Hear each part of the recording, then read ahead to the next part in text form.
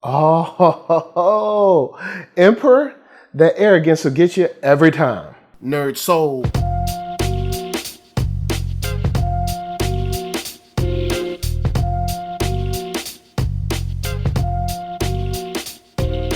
Late Ill Kid at OneYoungsta, holding it down, bringing that street geek and nerd soul. What is up, my people? Today, coming with another wonderful episode of specials and on screen and some goodness.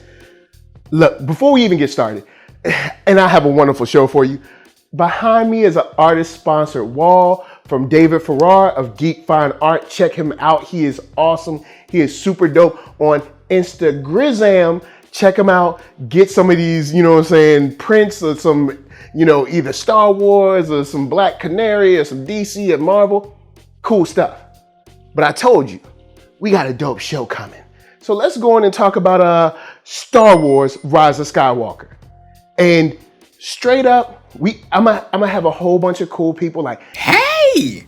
What's going on, y'all? It's Arckatron. Jason Reeves of 133 Art here. Hey now, I'm Hannibal Tabu. I'm the winner of the 2012 Top Cow Talent Hunt. I'm the winner of the 2019 Cultural Trailblazer Award from the City of Los Angeles, Department of Cultural Affairs. Hey y'all, it's your girl here, Twisted CKR. I was asked by NERDSoul to review it, so I review it. We got my boy Danny from DC coming. Look, we gonna have some fun. But first off, this looks good.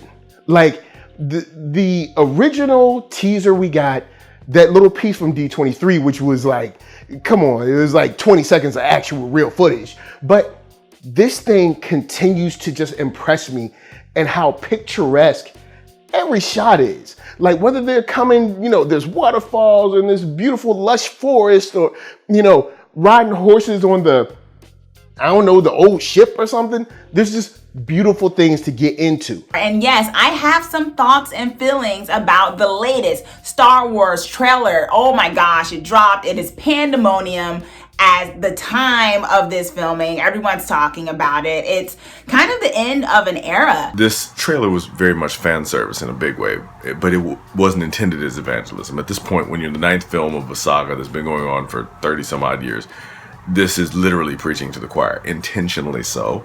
And a lot of that is going to get some people who want to get on the bandwagon and see what all the fuss is about. But there's enough people around that'll just show up for it anyway, with Galaxy's Edge, with the Resistance cartoon that's indoctrinating a new generation of people. There's no shortage of Star Wars fans to show up for this. So, All right, I'm going to say it right now. She's Skywalker.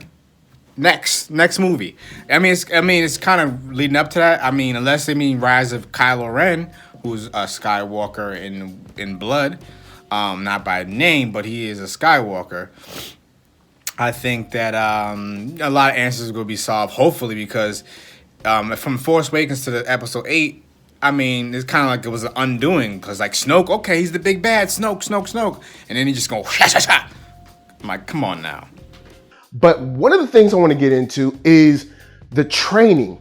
We do get to see a little bit more of that from, of course, the teaser side, and just her running, working out. You can see her kind of like batting away shots, behind the back. We're getting to see her skills step up a little bit. We get to see the long jump, technically twice, because she jumps over like this little, canyon or something. Then you see her jump onto the old ship out there in the water. So we get at least a perception of she stepped her game up. Like this, old girl is definitely taking it to another level.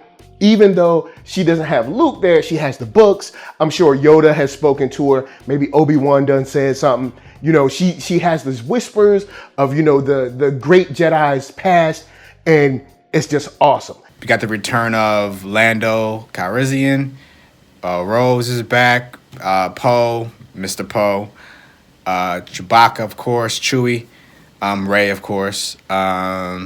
She looks like she's powered up in this one. She's leveled up a little bit. Kylo Ren, from the other trailers, I remember him having the helmet on, but I haven't seen the helmet on maybe one time in this. Looks like you got the Emperor coming back, obviously with his voice in it. And then some ships are coming out of the water or coming out of the snow or something, like some kind of rise. I guess it meant the rise of a different Skywalker. I don't know. Those first couple shots, I was thinking, Rey kind of, it looks like it, it could be the moon of Endor, but the way that she it transitions to that jump, it feels like maybe it's kind of like some sort of training or something. It was a little bit too clean of a jump. Could be a training montage. They have to answer some questions because, like, who is Rey? She said that everybody know her. Who everybody? Is your peoples? Like, who's saying they know you? I mean, that maybe you look familiar, or maybe they know you through the Force or something. Now, let me say one thing about the awesomeness that I think, or I wish that we could see. And go with me for a second. Ahsoka isn't confirmed as being dead. Just saying.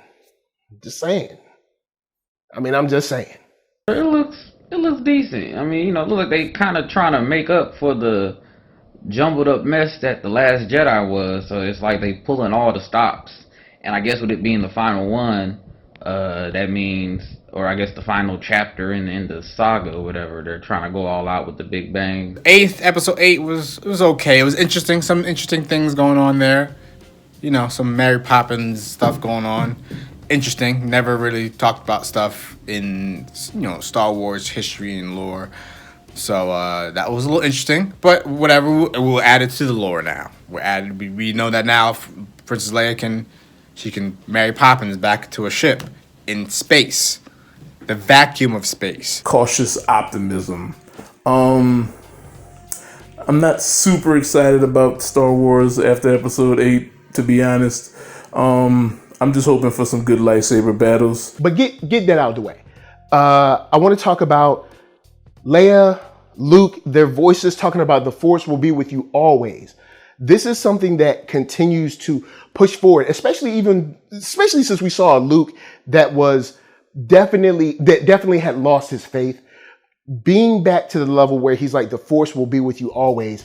I think it's something, and I mean, of course, Leia being there with it too, I think it's kind of like that fuel that needed to keep that fire burning, because Rey is going to go through some tough things. And I think it was so important that this trailer was put out today on Carrie Fisher's birthday. Carrie Fisher, our original princess, when it comes to her legacy, to her being such a true, real, raw human being and putting so much into that character we had all come to know and love. And I just think it was so fitting. And I think because of that, I got the chills of watching the trailer, like, wow. And then seeing her, I mean, that was like the highlight for me, like seeing her, knowing that her image will be a part of this film. We see Rey talking about no one knowing her. And maybe she doesn't even truly know herself for real. And then you have, of course, your boy Kylo coming through talking about, I know you.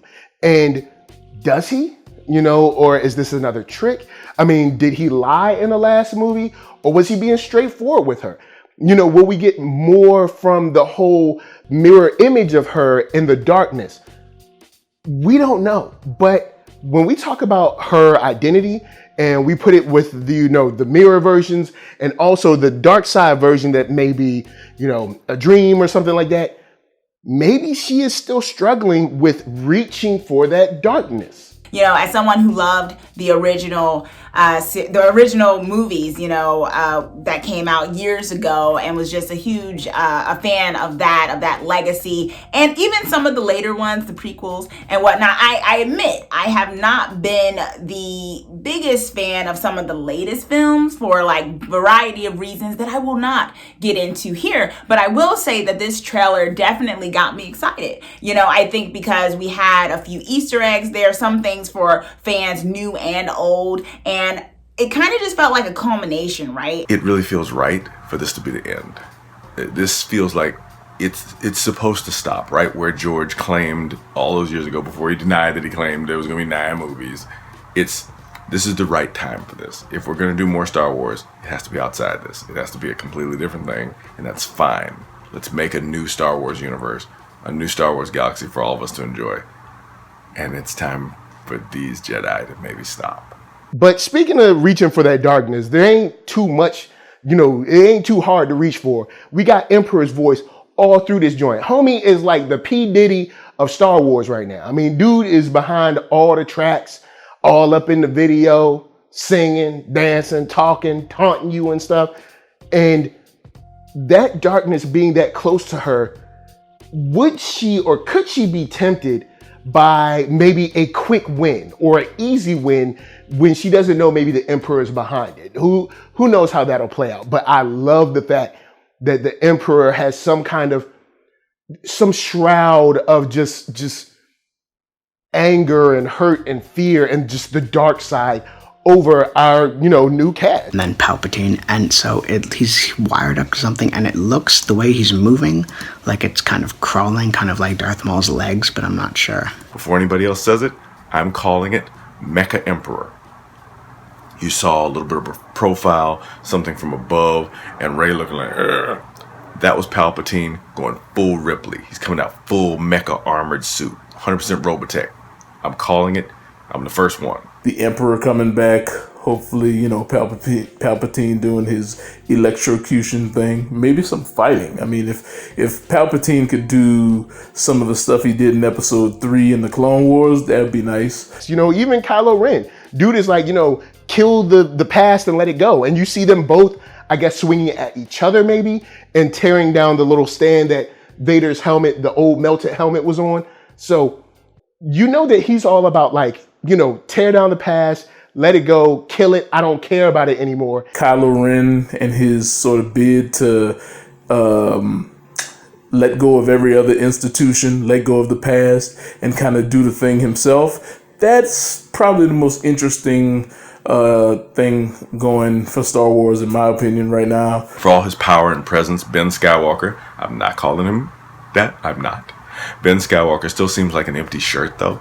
He is following a direction that's not his own. And that's why I'm interested to see how Palpatine's going to play into this, because Palpatine's puppet mastered people for decades, for generations, and to see how he brings Ben into the fold, who's essentially a weak personality with a great deal of power, a glass cannon in every way.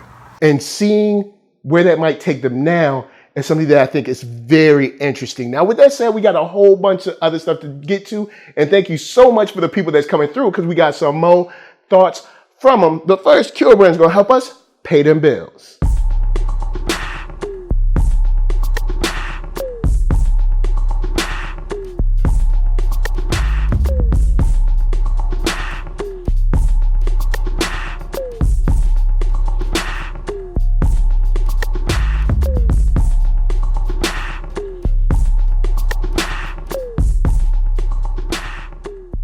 Yo, what's up, everybody? This is Kwanzaa Sajifo, creator of Black, the comic that asks, what if only black people have superpowers? And this is NERDSoul. Oh, yeah, check the link below. Hat, shirts, hoodies, all that jazz. And once you find something you like, of course, cop it. Now, I want to talk about Poe for a second. Him saying, good people will fight if we lead them, I think is a huge deal, because we saw in the last movie how they put out the call and no one answered. And I was expecting at least to get something from, of course, your boy Lando, who's here now, but nothing. And that shows the power and also the fear surrounding the galaxy when it comes to either whether it's the Empire, remnants of the Empire, or the First Order. It was nice to see that Poe looks like he might not be an idiot for a change. There's a group shot where he's actually speaking to a crowd. He's actually kind of generaling it. And Lando was sitting there listening to him like, yeah, that checks out.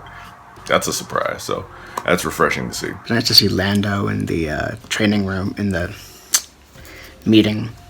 Rose only had one shot in this, which I thought was odd. Maybe two. It was nice seeing all the ships and the Death Star in the water. There's a lot of scenes there. The reason why you probably only saw one shot of Rose in the trailer was to quiet the trolls. I would wager that will not be the case in the movie. I guess him standing up saying people will fight with us. Now that we have the whole thing that went down with Luke, people are starting to, I guess, believe again, hopefully.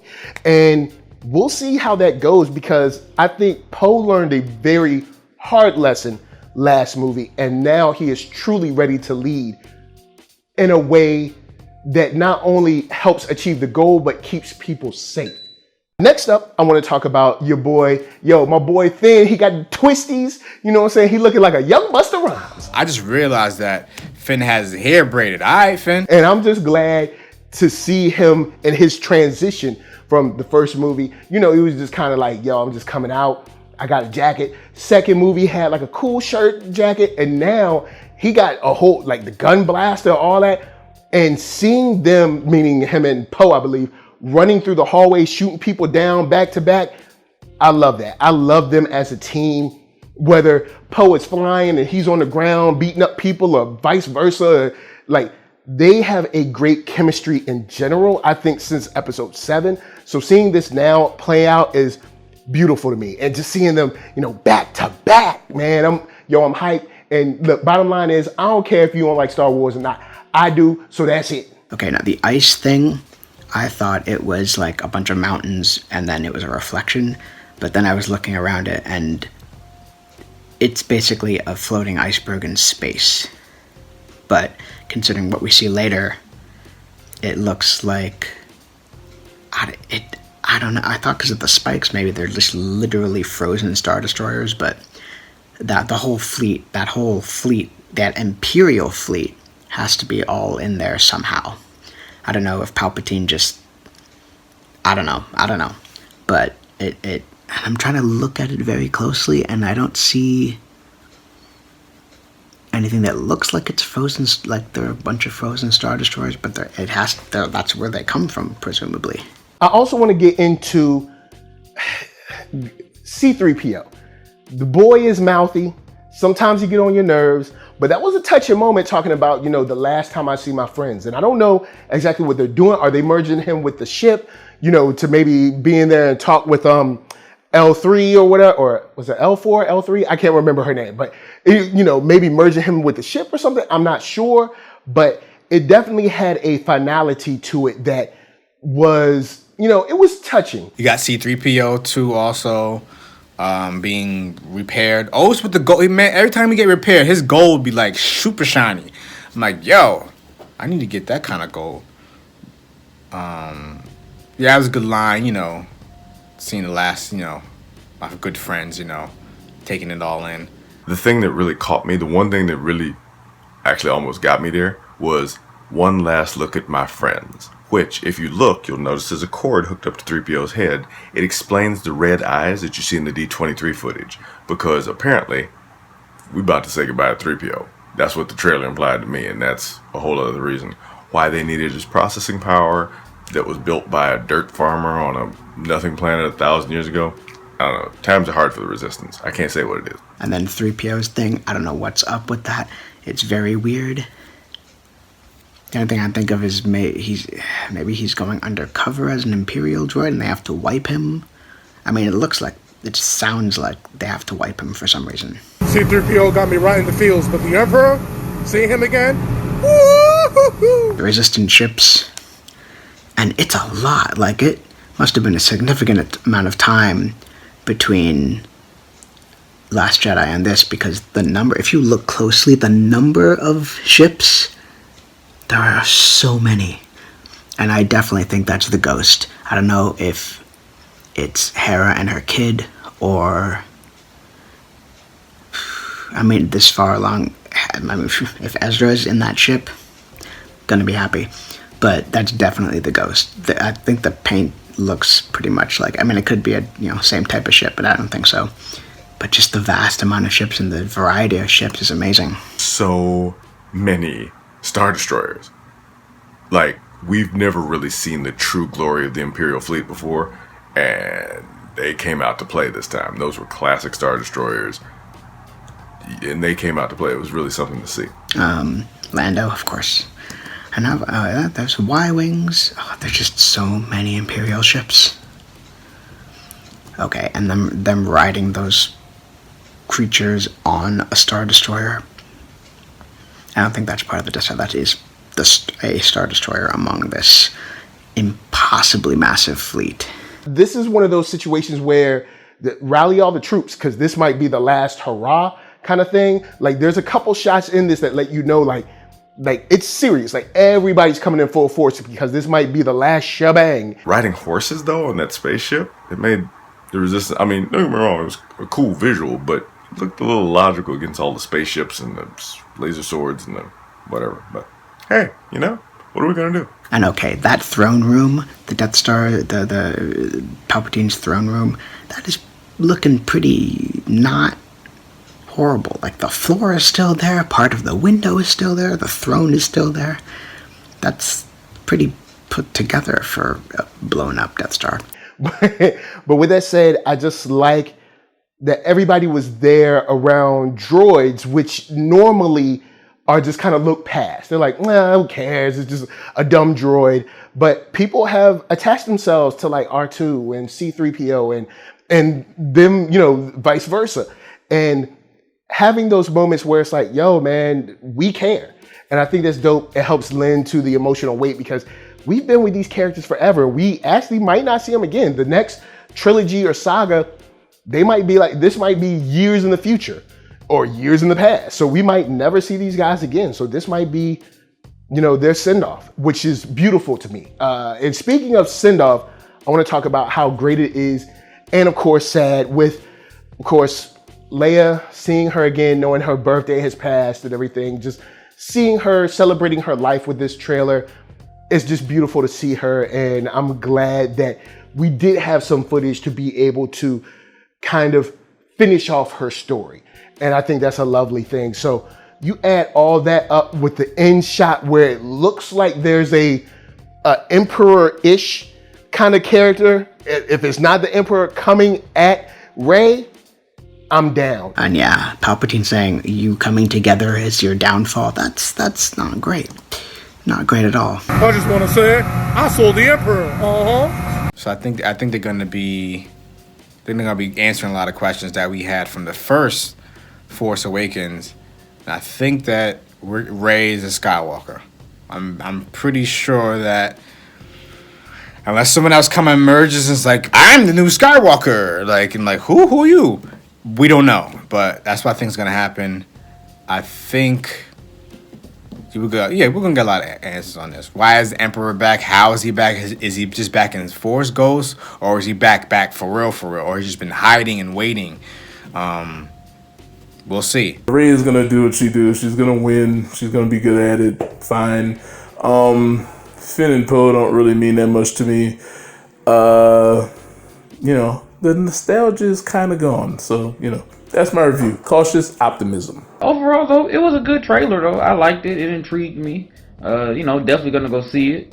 So, you know, just, I mean, if it's better than Last Jedi, then it's already winning. So that's my only hope. The trailer was visually breathtaking. It's curious how they're going to play Lando in this area because the actor has had some domestic battery issues, and that's not very Disney. So, I mean, I understand why you really had to bring him back now. If Carrie's not here, you're running out of original actors, and you needed some gravitas to really finish this off. And Billie D. Williams, for all his faults, is an amazing actor, so you got that going on. I still don't know what to expect, and I love that I don't know what to expect. I mean, a lot of that, obviously, I didn't expect, but this is going to be great. What I'm feeling that we're going to see is kind of everything going to this moment here, everything we've been building towards, from the original movies that we all love to the newer ones, to the newer ones, and it's leading to this moment. And I think it's going to be epic. You know, it felt epic. I felt like it was epic. And I definitely got chills watching it. And, you know, I think that says something for someone who, I'll admit, for the last couple of films, I haven't been like super like, oh my gosh. I've been like, oh, okay. You know, so I think if nothing else, this trailer definitely felt epic to me. I was like, okay, this is epic. I'm definitely excited to see this because I'm excited to see how they're going to, I guess, wrap it up. But, you know, even with, as the trailer said, you know, the story lives on, the legacy lives on. And, you know, if nothing else, if people can't agree, I know there's fandom wars and all that, you can say that this story has left such a huge impact on our culture as we know it. So if nothing else, it's going to be a cultural like phenomenon, whether you love it or hate it. But I definitely was loving the trailer. Energetic fight scenes. Her and Kylo look like there's no love lost. Rallying all the troops. All of this looks awesome. And I can't wait for December 20th. And guess what? I'm being VA. 2 up, 2 down. I can't wait. What up, VA? We're going to see Star Wars together. But guys, thank you. Thank you for chilling with us. We had a huge packed show and so much friends that came through. Thank you, thank you, thank you. So, with all that said, thank you for chilling out with us. Everybody's links is below so you can check them out, holler at them too. And until next time, when some big Star Wars comes out, from us to you, we're just saying, peace.